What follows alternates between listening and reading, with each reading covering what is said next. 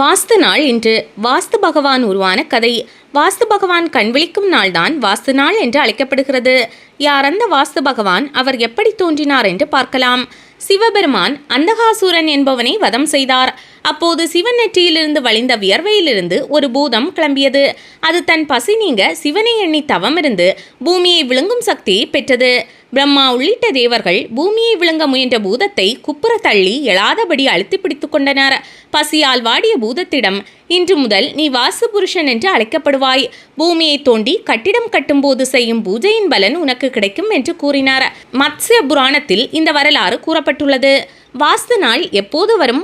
ஒரு வருடத்தில் 8 வாச நாட்கள் மட்டுமே வரும். சித்திரை, வைகாசி, ஆடி, ஆவணி, ஐப்பசி, கார்த்திகை, தை, மாசி என 8 மாதங்களில் வரும் 8 நாட்களிலும் வாஸ்து பகவான் 1.5 மணி நேரம்தான் கண் விழித்திருப்பார். வாஸ்து பகவான் விழித்திருக்கும் நாட்களில் ஒரு நாளில் 1.5 மணி நேரம் மட்டுமே விழித்திருப்பார் என்கிறார்கள் ஜோதிடர்கள். அப்படி அவர் விழித்ததும் காலையிலே நீராடுவார் என்றும் பூஜைகள் செய்வார் என்றும் ஜோதிட வல்லுநர்கள் கூறுகின்றனர். இதையடுத்து பூஜைக்கு பின்னர் உணவு எடுத்துக்கொள்வார். அப்படி நிம்மதியும் நிறைவுமாக இருக்கும் தருணம்தான் வாஸ்து பூஜைக்கான நேரம், பூமி பூஜைக்கான நேரமாகும். வாஸ்து புருஷனை கீழே தள்ளி அவன் மேல் 53 தேவதைகள் அவன் முதுகில் அமர்ந்த இடம்தான் வாஸ்து மண்டலம் என்று குறிப்பிடுகிறது. வாஸ்து மண்டலம் சதுரமாக அமைந்திருக்கும். வாஸ்துவை பிரம்மதேவன் காப்பாற்றி அருளியதால் வீட்டின் நடுப்பாகம் பிரம்மாவுக்காக கொடுக்கப்பட்டிருக்கிறது. மனையடி சாஸ்திரம் இதனை பிரம்மஸ்தானம் என்றே விவரிக்கிறது. வாஸ்து சாஸ்திரம் வீடு, மனை, கட்டிடங்களின் அமைப்பை தீர்மானிப்பதுதான் வாஸ்து சாஸ்திரம். முன்னர் சொன்னது போல் வாஸ்து பகவான் அந்த 8 நாட்களிலும் 1.5 மணி நேரம் கண் விழித்திருக்கும் நேரம்தான் வாஸ்து பூஜை, பூமி பூஜை செய்வதற்கு உகந்த நேரமாகும்.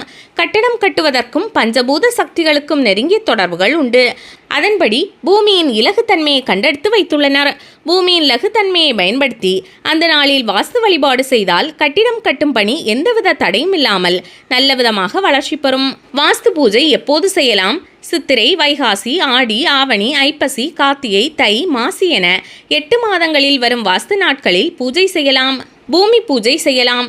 வாஸ்து பூஜை செய்ய திங்கள், புதன், வியாழன், வெள்ளி ஆகிய கிழமைகள் சிறந்தவை. ரிஷபம், மிதுனம், விருச்சிகம் மற்றும் கும்பலக்னம் சிறந்தது. ஆகவே வீட்டிற்கு வாஸ்து பூஜை செய்ய நினைப்பவர்கள் வைகாசி 21ஆம் தேதியான நாளை செய்யலாம். மேலும் புதன்கிழமையும் சேர்ந்து வருவதால் வாஸ்து செய்ய உகந்த நாளாகும்.